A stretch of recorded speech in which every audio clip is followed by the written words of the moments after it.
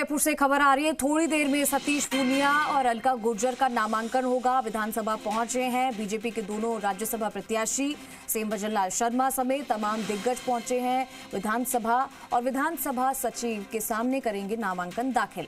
भाजपा प्रदेश कार्यालय से पहुंचे विधानसभा मुख्यमंत्री भजन लाल शर्मा के साथ उनकी कार में पूनिया और गुर्जर पहुंचे हैं। मुख्यमंत्री की कार में भाजपा प्रदेश अध्यक्ष मदन राठौड़ भी उनके साथ में थे, यानी कि मुख्यमंत्री भजन लाल शर्मा, भाजपा प्रदेश अध्यक्ष मदन राठौड़ और सतीश पूनिया और अलका गुर्जर साथ साथ पहुंचे विधानसभा। विधानसभा सचिव के सामने नामांकन दाखिल किया जाएगा। ये बड़ी खबर इस वक्त की जयपुर से, और अब से थोड़ी देर में नामांकन दाखिल किया जाएगा। सतीश पूनिया और अलका गुर्जर तो विधानसभा पहुंच चुके हैं। बीजेपी के दोनों राज्यसभा प्रत्याशी मुख्यमंत्री भजन लाल शर्मा के साथ ही पहुंचे हैं यहां पर, और थोड़ी देर में नामांकन दाखिल भी कर लिया जाएगा। विधानसभा सचिव के सामने नामांकन दाखिल होगा।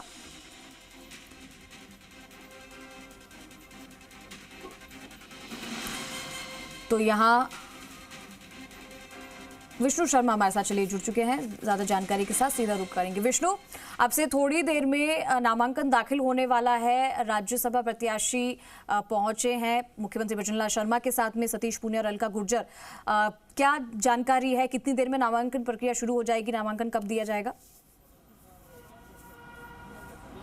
अब बिल्कुल नामांकन की पूरी तैयारी पहले ही हो चुकी है, और अभी कुछ देर पहले मुख्यमंत्री भजन लाल शर्मा के साथ राज्यसभा के दोनों प्रत्याशी सतीश पूनिया और अलका गुर्जर एक ही वाहन में आए हैं। उनके साथ बीजेपी प्रदेश अध्यक्ष मदन राठौड़, यानी चारों एक ही वाहन में बीजेपी प्रदेश कार्यालय से यहाँ पर विधानसभा पहुँचे हैं। इनके अलावा जो अन्य नेता हैं वो भी यहाँ पर पहुँचे हैं विधानसभा। पूर्व मुख्यमंत्री वसुंधरा राजे कुछ देर पहले आई हैं, और इसके अलावा वहाँ बीजेपी प्रदेश कार्यालय में इनका सम्मान किया गया, स्वागत किया गया दोनों प्रत्याशियों का। और उस दौरान बीजेपी प्रदेश अध्यक्ष मुख्यमंत्री भजन लाल शर्मा, संगठन महामंत्री अजय कुमार, केंद्रीय मंत्री गजेंद्र सिंह शेखावत, पूर्व नेता प्रतिपक्ष राजेंद्र राठौड़, इस पूर्व जो सांसद हैं मंजू शर्मा, सांसद लुम्बाराम सहित कई अन्य नेता वहां पर मौजूद थे, और उन्होंने यहां पर उनका स्वागत सम्मान किया। कई बड़ी संख्या में कार्यकर्ता पदाधिकारी मौजूद थे, और सम्मान और तिलक लगाकर उनको मीठा लड्डू खिलाने के बाद यहां पर ये रवाना होकर यहां पहुंचे। यहां पर अभी नामांकन के सेट दाखिल करेंगे। अलग अलग सेट है, एक सेट में 10 के लगभग जो प्रस्तावक होते हैं विधायक, तो ऐसे में सेट कितने दाखिल किए जाएंगे एक प्रत्याशी की ओर से, वो अभी देखने वाली बात होगी। लेकिन लगभग 2 सेट कम से कम दाखिल यहाँ पर एक प्रत्याशी की ओर से किए जाएंगे, और उसके बाद ज़्यादा भी कर सकते हैं, 4 सेट तक ये दाखिल कर सकते हैं। तो उसको देखने वाले कि अभी कुछ देर में किस के प्रस्तावक कौन थे, ये अभी कुछ देर बाद निकल के आएगा। और विधानसभा सचिव हैं, उनके सामने ये जो है नामांकन प्रस्तुत किए जाएंगे। और नामांकन प्रस्तुत करने के बाद चौथा नामांकन अभी फिलहाल कोई सूरत नज़र नहीं आ रही। तो ऐसे में तीनों जो विधानसभा की 3 सीटें हैं यहाँ पर, माफ़ कीजिए राज्यसभा की 3 सीटें हैं यहाँ राजस्थान की, और तीनों सीटों पर तीनों प्रत्याशियों का ही जो निर्वाचन है वो निर्विरोध होने की जो है वो की ओर बढ़ रहा है।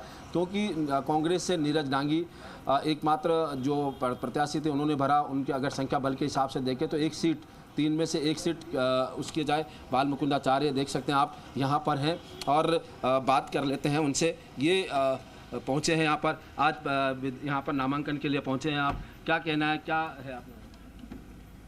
ये राजस्थान की भाजपा के कार्यकर्ताओं का सौभाग्य है कि राजस्थान को 2 सदस्य राज्यसभा के लिए चुनने का अवसर मिला है, और हम विधायकों का भी सौभाग्य है कि हमारे कार्य क्षेत्र राजस्थान में विकास कार्यों को और प्रगति मिलेगी, और हमारी बात उस उच्च सदन तक हमारे सदस्यों के द्वारा जाएगी, भले वो बहन अलका गुर्जर जी हो या हमारे आदरणीय सतीश पूनिया साहब हो, जिन्होंने विद्यार्थी परिषद से लेकर और आज राजस्थान के प्रदेश अध्यक्ष और हरियाणा के प्रभारी होने के नाते अनगिनत भाजपा के कार्य करने का और कार्यकर्ताओं के साथ संगठन को मजबूत करने का काम किया। और उसी क्रम में उन मजबूत कार्यकर्ताओं को आज उच्च सदन में भेजकर और हमारी बात, हमारे विकास कार्यों को आगे प्रगति देने का काम किया। तो मैं शीर्ष नेतृत्व को, प्रधानमंत्री नरेंद्र मोदी जी को, नितिन नवीन जी को, और साथ में हमारे राजस्थान के आदरणीय भाजपा के अध्यक्ष मदन राठौड़ जी को मुख्यमंत्री भजनलाल जी को धन्यवाद देता हूं कि हमारे यहाँ से 2 सदस्य हमें ऐसे चुनने का अवसर दिया है कि जो हमारी राज्यसभा में मजबूती के साथ बात रखेंगे। आज निर्वाचन तय हो जाएगा क्योंकि सामने कोई कैंडिडेट नहीं है। और अब सबसे बड़ी बात तो है कि उस जो सांसद कोष है उसका सदुपयोग हो, सही ढंग से खर्च हो। ये अभी सतीश पूनिया ने भी कहा कि अब उनका प्रयास ये रहेगा कि उचित जगह खर्च हो। क्या कहना है कि सभी सांसदों को अपने उचित जगह? बिल्कुल, जहाँ आवश्यकता है विकास कार्यों में वहाँ खर्च होना ही चाहिए और हमारे राजस्थान के विकास में उनके द्वारा और गति मिलेगी। पिछले वालों ने भी अपना काम किया है बखूबी, लेकिन अब और ज़मीन से जुड़े हुए जो कार्यकर्ता जिस सदन में चुनकर जा रहे हैं उनके द्वारा हमें और अच्छा काम करने का और अवसर है। प्रस्तावक हैं किसी के बनाए गए या क्या है? अभी जाने से पता चलेगा, अभी तक तो वोटर तो ही। हाँ बिल्कुल, ये थे स्वामी विधायक स्वामी बालमुकुंदाचार्य, जिन्होंने कहा कि एक सौभाग्य है कि यहाँ पर मिला है उन्हें कि जो 2 नए सांसद यहाँ से चुन के जाएंगे। और विद्यार्थी परिषद से जुड़े हुए सतीश पूनिया के बारे में उन्होंने कहा, अलका गुर्जर राष्ट्रीय पदाधिकारी भी रही।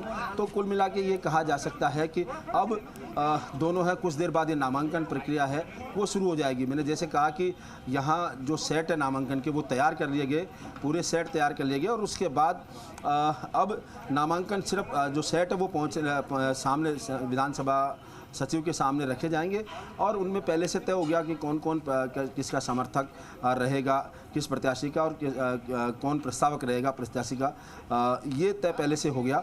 अब जब नामांकन भर दिया जाएगा उसके बाद केवल औपचारिकता शेष रहेगी, क्योंकि घोषणा हालांकि विधिवत रूप से नहीं होगी, जो तय समय है उस दिन घोषणा होगी। लेकिन नामांकन भरने के साथ ही संभवतः यह माना जा सकता है कि तीनों का निर्विरोध निर्वाचन हो जाएगा, क्योंकि 3 सीटें हैं और 3 सीटों पर 3 नामांकन ही आएंगे। 1 सीट कांग्रेस के खाते में जाएगी, 2 सीट बीजेपी के खाते में। बीजेपी ने 2 ही उम्मीदवार यहाँ पर खड़े किए हैं, सतीश पूनिया और अलका गुर्जर। वहीं कांग्रेस की ओर से नीरज डांगी पहले ही नामांकन भर चुके हैं। तो ऐसे में अब ये महज औपचारिकता रहेगी कि जो निर्वाचन है वो प्रक्रिया पूरी की जाएगी, क्योंकि निर्वाचन प्रक्रिया जो है वो तय उस प्रक्रिया के अनुसार चलेगी। ऐसे में देखा जा रहा है कि विधानसभा में वर्तमान संख्या बल को देखते हुए बीजेपी की जो 2 राज्यसभा सीटें हैं उस पर आसानी से जीत हासिल कर सकती है, क्योंकि 2 ही सीटें इसके पास है। और राज्यसभा चुनाव में विधायकों के वोटों के आधार पर उम्मीदवारों का जो चयन होता है, ऐसे में इन दोनों का जो चयन किया गया है इसमें सतीश पूनिया जैसे संगठनात्मक अनुभव वाले नेता और दूसरी तरफ अलका गुर्जर जैसी महिला प्रतिनिधि के सदन में पहुंचने से पार्टी को राजस्थान के साथ साथ राष्ट्रीय राजनीति में भी लाभ मिलेगा। विष्णु, अब बिल्कुल ये सही है, क्योंकि अलका गुर्जर वो चेहरा है जो लगातार बीजेपी के राष्ट्रीय नेतृत्व के साथ काम कर चुकी हैं। अभी पिछले दिनों वो पहले राष्ट्रीय सचिव थी और उसके बाद राष्ट्रीय महासचिव का उनको दायित्व मिला और वो लगातार काम कर रही थी संगठन में। इसके अलावा दिल्ली के सह प्रभारी वो के रूप में काम कर रही थी और प्रदेश के कई राज्यों में वहाँ चुनाव के समय उनको जिम्मेदारी दी गई थी। और सतीश पूनिया के बारे में जानते हैं कि बीजेपी के राजस्थान के प्रदेश अध्यक्ष रहे थे। उसके बाद हरियाणा को विधानसभा चुनाव से पहले वहाँ उन्हें प्रभारी बनाया गया था, हरियाणा बीजेपी प्रदेश प्रभारी बनाया गया था। उसके बाद जीत भी हासिल हुई थी। अमित शाह ने उनकी जीत, जो हरियाणा की जीत में उनकी भूमिका को सराहा था और इस बात को लेकर तमाम जगह जीती। तो ऐसे में दोनों ही नेताओं की पहचान राष्ट्रीय स्तर पर हो चुकी है और अब हो जाएगी। सतीश पूनिया ने कहा भी है, जब बातचीत हमने की थी तो उन्होंने कहा था कि वो मुद्दे जो राजस्थान से जुड़े मुद्दे हैं उन्हें बखूबी उठाएंगे, पूरी तैयारी के साथ उठाएंगे और आम जनता से जुड़े हुए, चाहे किसान हो, महिला हो या वंचित वर्ग हो या युवा हो, उनके तमाम जो वर्ग हैं उनके मुद्दों को वो बखूबी से वहाँ जो लोग, ये देश के जो लोकतंत्र के सबसे बड़े सदन है वहाँ पर उठाएंगे और उन्हें रखने के साथ ही वहाँ अपनी तैयारी के साथ रहेंगे। इसके साथ ही उन्होंने जो कहा था कि जो सांसद फंड है, विधायक सांसद कोष है, उसका भी एक समुचित उपयोग करेंगे। वो एक नई जो नवाचार है वो उसको लेकर करेंगे, जिससे एक लकीर खींचने का प्रयास करेंगे जिसका अनुसरण सब करें। सांसद कोष अलग अलग जगह खर्च किया जाता है, लेकिन वो एक नज़ीर पेश करना चाहते हैं, वो उन्होंने अभी कुछ देर पहले कहा था। तो कुल मिला के ये है कि दोनों ही जो प्रत्याशी हैं उनको तमाम जो लोग हैं योग्य देते हैं। कल शाम को जहां विधायक दल की बैठक में उनका सम्मान किया गया था, आज बीजेपी प्रदेश कार्यालय से तिलक लगाकर, लड्डू खिलाकर उन्हें यहाँ पर नामांकन के लिए भेजा गया है। तो अब ये नामांकन की जो प्रक्रिया है वो कुछ देर बाद पूरी हो जाएगी और उसके बाद एक तरह से उनकी जो है वो चुनना तय हो जाएगा कि राज्यसभा सांसद चुने गए। यानी अब आज के बाद अगर देखा जाएगा चौथा नामांकन नहीं आता है तो यहाँ पर तीनों सतीश पूनिया, अलका गुर्जर और नीरज डांगी, तीन जो राज्यसभा जो 3 सीटें हैं उनके लिए निर्वाचन एक तरह से लगभग तय हो जाएगा। क्योंकि संख्या बल के हिसाब से अगर देखा जाए तो बीजेपी के पास 2 सीटें हैं 3 में से और 1 सीटें कांग्रेस के पास रहनी है और इसी हिसाब से नामांकन यहाँ पर किया गया है। और वो नामांकन जब यहाँ किया गया तो उसी हिसाब से तीनों का निर्वाचन एक तरह से तय है। अब सिर्फ महज एक औपचारिकता बची है, नामांकन सेट है वो विधानसभा सचिव के सामने पेश किए जाएंगे। उस दौरान तमाम जो दिग्गज हैं वो उपस्थित रहेंगे। मुख्यमंत्री भजनलाल शर्मा खुद वहाँ नामांकन के दौरान उपस्थित रहेंगे। इसके अलावा पूर्व मुख्यमंत्री वसुंधरा राजे रहेगी। इसके अलावा वहाँ जो मंत्री हैं वो रहेंगे, जो सचेतक है कांग्रेस के वो उस दौरान, बीजेपी के सचेतक है वो उस दौरान वहाँ पर रहेंगे और जो प्रस्तावक विधायक है वो भी वहाँ उपस्थित रहेंगे, इस समय विधानसभा में उपस्थित हैं। इसके अलावा जो अन्य विधायक हैं जो भले ही प्रस्तावक नहीं रहे हों, क्योंकि जैसा मैंने कहा कि प्रस्तावक एक विद्यार्थी जो सेट के साथ 10 प्रस्तावक तैयार होते हैं तो ऐसे में 4 सेट दाखिल करते हैं 40-40 होंगे और 40 दूनी 80 और उनके पास 120 से ज़्यादा विधायक हैं तो निर्दलीय विधायक हैं उनको भी यहाँ पर प्रस्तावक रखा गया है तो वो वहाँ उपस्थित रहेंगे।